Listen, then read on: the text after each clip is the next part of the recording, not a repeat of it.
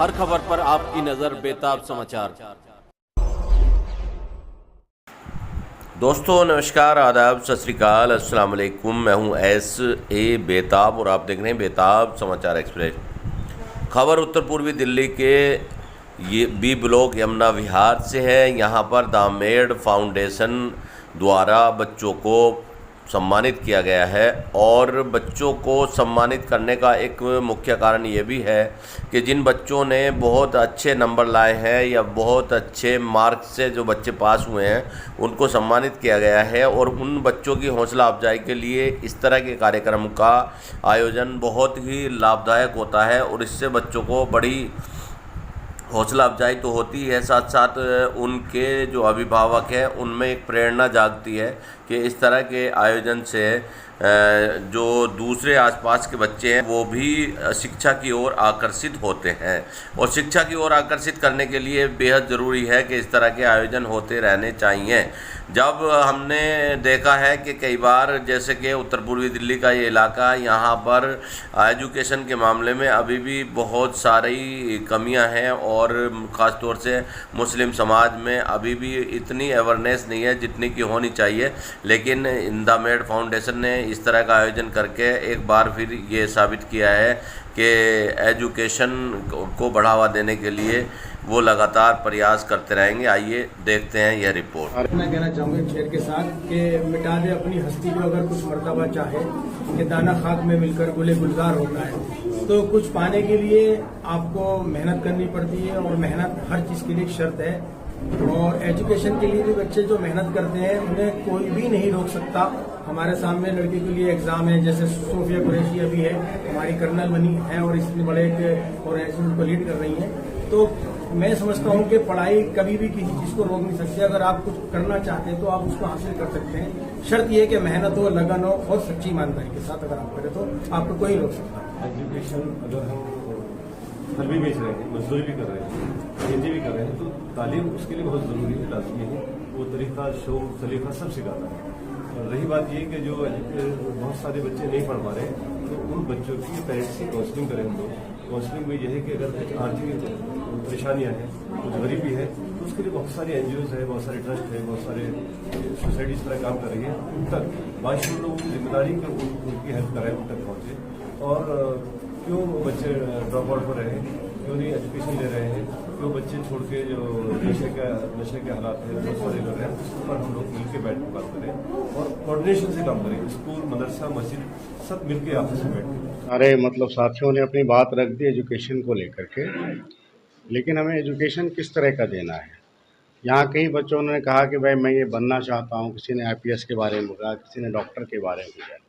लेकिन अभी जो हालात है एजुकेशन का लेकर के, स्कूलों की भी जो स्थिति है, या प्राइवेट स्कूल हो या गवर्नमेंट स्कूल हो, बच्चों के अंदर एक क्वालिटेटिव एजुकेशन देने की बात हम करें और क्वालिटेटिव एजुकेशन अगर उसे मिलेगा तभी उसके जो अपेक्षाएं हैं, उन्होंने जो लक्ष्य निर्धारित किया है, तभी वो हासिल कर पाएगा। और इसके लिए जो है तमाम जो है कि सिर्फ शिक्षक ही नहीं बल्कि पेरेंट्स और सोसाइटी, माशरा, इन सब की जवाबदेही है। और बेहतर शिक्षा अगर वो प्राप्त करता है तो इससे एक बेहतर समाज बनता है। हमें इस दिशा में काम करने की ज़रूरत है। Okay, thank you. मैं एकेडमी में जो एजुकेशन पर जो लोग काम करते हैं बहुत अच्छा लगता है। और मैं एकेडमी चलाता नहीं हूँ, लेकिन यहाँ मेरा अक्सर आता रहता हूँ। बच्चों की एजुकेशन को देख के अच्छा लगता है और उनसे मिलने के लिए आता रहता हूँ। और जो बच्चे एडमिशन का नहीं हो पाता है तो बच्चों की मदद के लिए मैं आता रहता हूँ, ताकि बच्चों को जो भविष्य ख़राब हो रहे हैं उनको एडमिशन कराने के लिए। जो बच्चे हमें मिल जाते हैं कि हम पढ़ नहीं पा रहे, या जो बच्चे हमें मिल जाते हैं ऐसे कि भाई हमारे पास पैसे नहीं है पढ़ाने के लिए, तो ऐसे बच्चों को हम यहाँ पर ला के रखते हैं, भाई यहाँ पढ़ लो आकर के मैड अकेडमी में आके। तो वो ये मैड अकेडमी उनको मदद करती है। और मेरा एक फ़र्ज़ है कि भाई कोई भी बच्चा शिक्षा से वंचित ना रहे और हर बच्चा पढ़े। तो जो बच्चे नहीं पढ़ पाते हैं उनके लिए मैं उनके बच्चों की मदद करता हूँ। और मैं एक पार्टी की तरफ से जिम्मेदारी दी गई है कि जो भी हमारे यहाँ एक स्किल सेंटर और भी है, कौमी एकता भवन, तो वहाँ भी बच्चे पढ़ते हैं ट्यूशन। तो जहाँ वहाँ जैसे भी अर्जेंट होते हैं बच्चे, कभी हमने बिहार में वहाँ पे, तो पार्टी की तरफ से एक जिम्मेदारी है मेरे लिए कि जो भी इलाके में अगर कोई किसी तरह का कोई नुकसान हो रहा है कि तो उसको संभालें। तो पार्टी ने मुझे जिम्मेदारी दी है, सीपीएम पार्टी ने, और मैं उसका आभारी भी हूँ। और वो हमारी पार्टी जो है एजुकेशन पे, हमारे डॉक्टर अशोक अग्रवाल हैं, वो सॉरी एडवोकेट अशोक अग्रवाल, वो भी एक एजुकेशन पे, वो दिल्ली हाईकोर्ट के वकील भी हैं और उन्होंने शिक्षा के ऊपर पूरी दिल्ली में काम कर रहे हैं और मैं उनका साथी भी हूँ। और वो मुझे मेरी मदद करते हैं, वो मैं उनकी मदद करता हूँ। वो एक जुझारू एजुकेशन डिपार्टमेंट को संभालते हैं और जहाँ बच्चों को एडमिशन नहीं हो पाते हैं तो हमारे अशोक अग्रवाल जो है वो मदद करते हैं बच्चों को एडमिशन के लिए, चाहे वो सरकारी हो या प्राइवेट हो या स्वास्थ्य का हो या कोई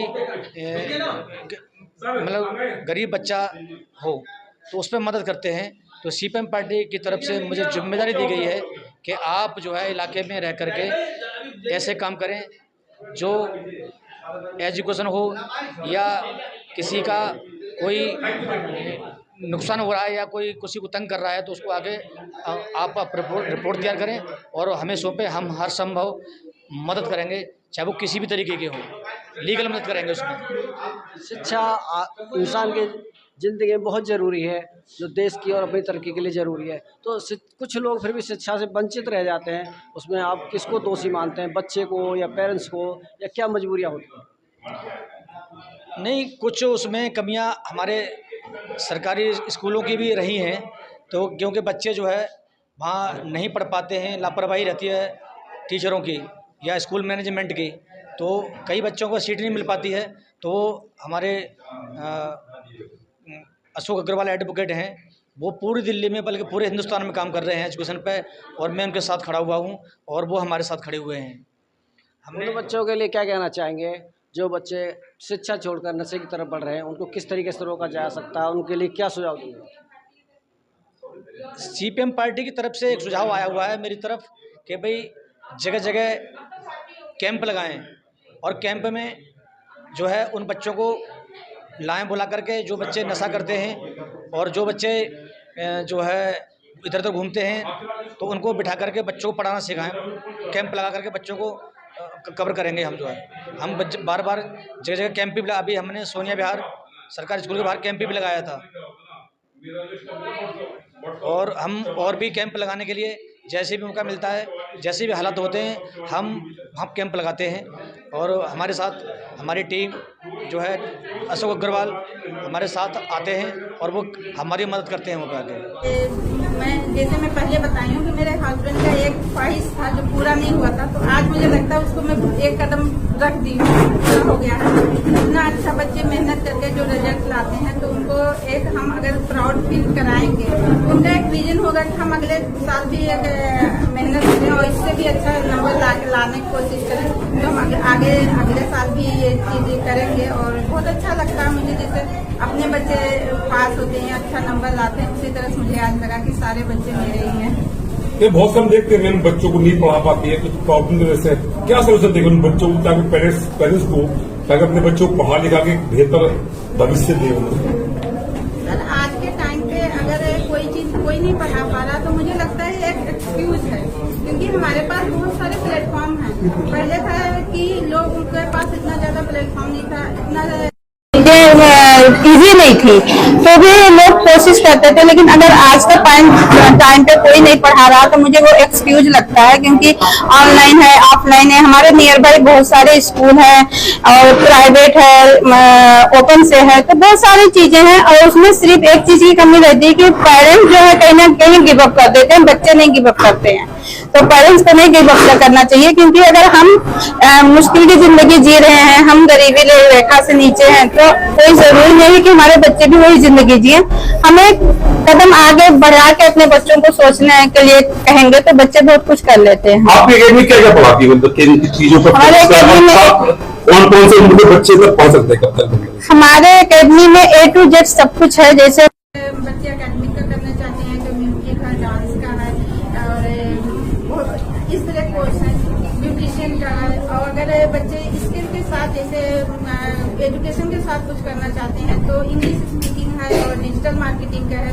अगर कोई बच्चे का एजुकेशन बीच में छूट गया है तो ओपन से हम करवाते हैं, फ्री ऑफ कॉस्ट करवाते हैं, सिर्फ ट्यूशन भी हम देते हैं। जिससे कि बच्चे ओपन का फॉर्म भर के फेल ना हो, पास हो।